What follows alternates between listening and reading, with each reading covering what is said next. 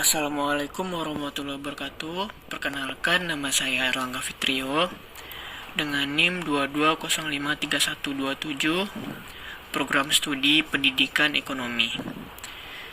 Baiklah, pada kesempatan ini saya akan mempresentasikan tugas proyek mata kuliah Ekonomi Islam. Dosen pengampu Bapak Dr. Zul Afdal MPD.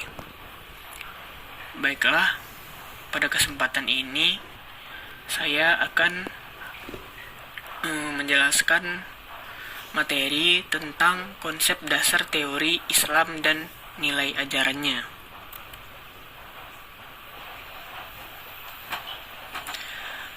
Pembahasan. Kita akan membahas 3 pembahasan, yaitu yang pertama menjelaskan ruang lingkup ekonomi Islam, yang kedua yaitu menjelaskan definisi Islam dan ajarannya, yang ketiga yaitu menjelaskan ciri sistem ekonomi Islam. Baik, pembahasan yang pertama yaitu tentang ruang lingkup ekonomi Islam. Definisi ekonomi Islam. Dalam bahasa Arab, ekonomi Islam, kata ekonomi diistilahkan dengan kata iktisad, yang berasal dari akar kata kasat yang mempunyai makna dasar sederhana, yaitu dasar sederhana, hemat, sedang, lurus, dan tengah-tengah. Sedangkan kata iktisad mempunyai makna sederhana, penghematan, dan kelurusan. Istilah ini kemudian masyhur digunakan sebagai istilah ekonomi dalam bahasa Indonesia. Ekonomi Islam adalah ilmu pengetahuan sosial yang mempelajari masalah-masalah ekonomi rakyat yang diilhami oleh nilai-nilai Islam. Ada banyak pendapat di seputar pengertian dan ruang lingkup ekonomi Islam, yaitu Dawan Raharjo berpendapat bahwa memilih istilah ekonomi Islam ke dalam 3 kemungkinan pemaknaan. Yang pertama yaitu yang dimaksud ekonomi Islam adalah ilmu ekonomi yang berdasarkan nilai atau ajaran Islam. Yang kedua yaitu yang dimaksud ekonomi Islam adalah sistem, di mana sistem menyangkut pengaturan, yaitu pengaturan kegiatan ekonomi dalam suatu masyarakat atau negara berdasarkan suatu cara atau metode tertentu. Sedangkan pilihan yang ketiga yaitu ekonomi Islam adalah perekonomian umat Islam. Dalam tulisan ini, ekonomi Islam menyangkut ketiganya dengan penekanan pada ekonomi Islam sebagai konsep dan sistem ekonomi. Ketiga wilayah tersebut, yaitu teori, sistem, dan kegiatan ekonomi umat Islam merupakan 3 pilar yang harus membentuk sebuah energi. Sumber hukum ekonomi Islam. Yang pertama yaitu Al-Quranul Karim. Al-Quran adalah sumber utama, asli, abadi, dan pokok dalam hukum ekonomi Islam yang Allah turunkan kepada Rasulullah SAW guna memperbaiki, meluruskan, dan membimbing umat manusia kepada jalan yang benar. Dalam Al-Quran banyak terdapat ayat-ayat yang melandasi hukum ekonomi Islam. Salah satunya dalam surat Al-Anfal ayat 90 yang mengumumkakan tentang peningkatan kesejahteraan umat Islam dalam segala bidang termasuk ekonomi. Yang kedua yaitu hadis dan sunnah. Setelah Al-Quran, sumber hukum ekonomi Islam adalah hadis dan sunnah, yang mana para pelaku ekonomi mengikuti sumber hukum ini apabila di dalam Al-Quran tidak terperinci secara lengkap tentang hukum ekonomi tersebut. Yang ketiga yaitu ijma. Ijma adalah sumber hukum yang ketiga yang mana merupakan konsensus baik dari masyarakat maupun cara cendekiawan agama yang tidak terlepas dari Al-Quran dan hadis. Yang keempat yaitu ijtihad atau qiyas. Ijtihad merupakan usaha meneruskan setiap usaha untuk menemukan sedikit banyaknya kemungkinan suatu persoalan syariat. Sedangkan qiyas adalah pendapat yang merupakan alat pokok ijtihad yang dihasilkan melalui penalaran analogi. Ruang lingkup ekonomi Islam. Dalam ruang lingkup ekonomi Islam terdapat tantangan dan tugas ekonomi Islam. Salah satu hambatan terbesar yang merupakan tantangan bagi pembangunan ekonomi Islam adalah karena tidak adanya contoh aktual atau empiris dari praktik ekonomi Islam. Pada saat ini, tidak ada masyarakat atau negara di dunia termasuk negara-negara muslim sekalipun yang mempraktekkan ekonomi Islam secara ideal. Pada saat ini belum ada praktek ekonomi Islam secara komprehensif. Yang ada hanyalah praktek parsial dalam beberapa aspek muamalah seperti jual beli, seperti sistem perbankan, kontrak, dan lain-lainnya. Tugas ekonomi Islam memang nampak lebih besar daripada ilmu ekonomi konvensional. Tugas yang pertama dari ekonomi Islam yaitu mempelajari perilaku aktual dan dari para individu maupun kelompok, perusahaan, pasar, pemerintah, dan pelaku ekonomi lainnya. Aspek inilah yang sebenarnya mendapat banyak pembahasan dalam ilmu ekonomi konvensional. Namun nampaknya belum memuaskan karena adanya asumsi perilaku yang tidak realistis dan komprehensif. Tugas kedua ekonomi Islam yaitu menunjukkan jenis asumsi perilaku dan perilaku yang dibutuhkan untuk merealisasikan tujuan pembangunan ekonomi. Karena nilai-nilai moral berorientasi pada tujuan, maka ekonomi Islam perlu mempertimbangkan nilai-nilai dan lembaga Islam.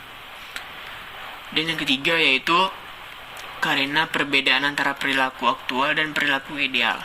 Maka ekonomi Islam harus menjelaskan mengapa perilaku ekonomi tidak bertindak menurut jalan yang seharusnya. Yang keempat yaitu karena tujuan utama pencarian ilmu adalah membantu peningkatan kesejahteraan manusia.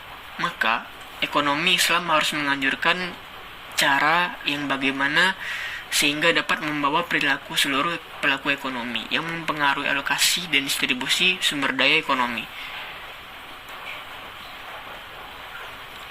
Materi yang kedua yaitu definisi Islam dan nilai ajarannya. Definisi Islam. Menurut ilmu bahasa atau etimologi, Islam berasal dari bahasa Arab yaitu kata salima yang berarti selamat, sentosa, dan damai. Dari asal kata itu dibentuk kata aslama, yuslimu, islaman yang berarti memelihara dalam keadaan selamat, sentosa, dan berarti juga menyerahkan diri, tunduk, patuh, dan taat. Setiap orang yang bersikap sebagai mana maksud pengertian Islam tersebut dinamakan Muslim, yaitu orang yang telah menyatakan dirinya taat, menyerahkan diri, patuh, dan tunduk kepada Allah Subhanahu wa Ta'ala. Secara terminologi, Islam berarti suatu nama bagi agama yang ajaran-ajarannya diwahyukan Tuhan kepada manusia melalui seorang Rasul. Atau lebih tegasnya lagi, Islam adalah ajaran yang diwahyukan Tuhan kepada masyarakat manusia melalui Nabi Muhammad SAW sebagai Rasul. Sedangkan pengertian Islam menurut Syekh Mahmud Shaltut yaitu agama Allah yang diperintahkan untuk mengajarkan pokok-pokok dan peraturan-peraturannya kepada Nabi Muhammad SAW dan menugaskan untuk menyampaikan agama itu kepada seluruh manusia, lalu mengajak mereka untuk memeluknya. Sementara itu, menurut Maulana Muhammad Ali mengatakan bahwa Islam adalah agama perdamaian dan dua ajaran pokoknya yaitu keesaan Allah dan kesatuan atau persaudaraan umat manusia menjadi bukti nyata bahwa agama Islam selaras benar dengan namanya.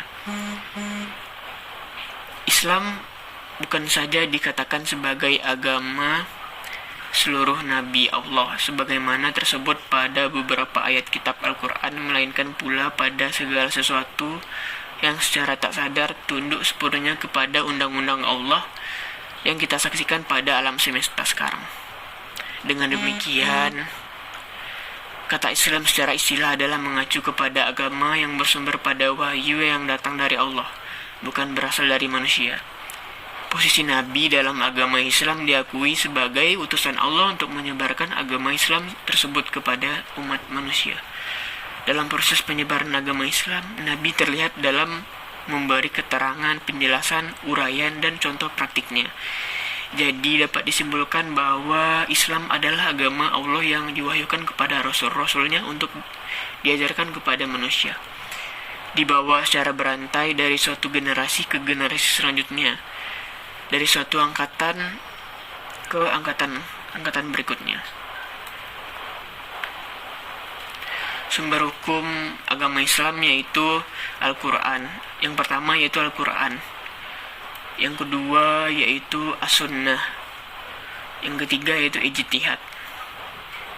Ciri-ciri sistem ekonomi Islam yaitu yang pertama itu multi-ownership, yaitu atau yang disebut juga kepemilikan multijenis. Merupakan turunan dari nilai tauhid dan adil. Prinsip ini adalah terjemahan dari nilai tauhid, yaitu pemilik primer langit, bumi dan seisinya adalah Allah, sedangkan manusia diberi amanah untuk mengelolanya. Jadi manusia dianggap sebagai pemilik sekunder. Dengan demikian kepemilikan swasta yang diakui. Namun untuk menjamin keadilan, yakni supaya tidak adanya penjaliman segolong orang terhadap segolong yang lainnya, maka cabang-cabang produksi yang penting dan menguasai hajat hidup orang yang banyak dikuasai oleh negara, dan demikian kepemilikan negara dan nasional yang diakui. Yang kedua yaitu adanya keadilan sosial, merupakan turunan dari nubuah, adil, dan khalifah.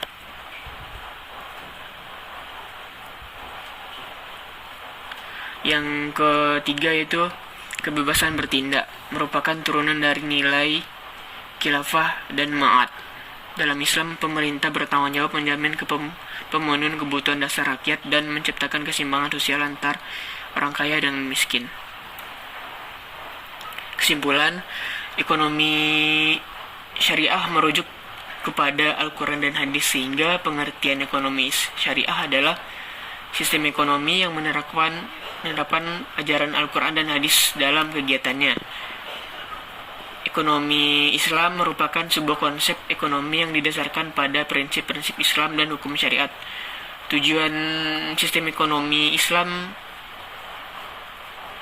yaitu sistem yang berlandasan kepada prinsip keadilan, keseimbangan, dan kemaslahatan. Lalu mengapa kita harus mempelajari ekonomi Islam? Yaitu adalah untuk mewujudkan integrasi sebagai muslim yang kafah, sehingga keislamannya tidak diragukan lagi. Mempelajari ekonomi Islam membuat kita sebagai mahasiswa muslim tidak lagi bergelut kepada ekonomi konvensional. Hanya itu yang dapat saya sampaikan. Apabila ada kata-kata yang salah mohon dimaafkan. Wabillahi taufiq wal hidayah. Assalamualaikum warahmatullahi wabarakatuh.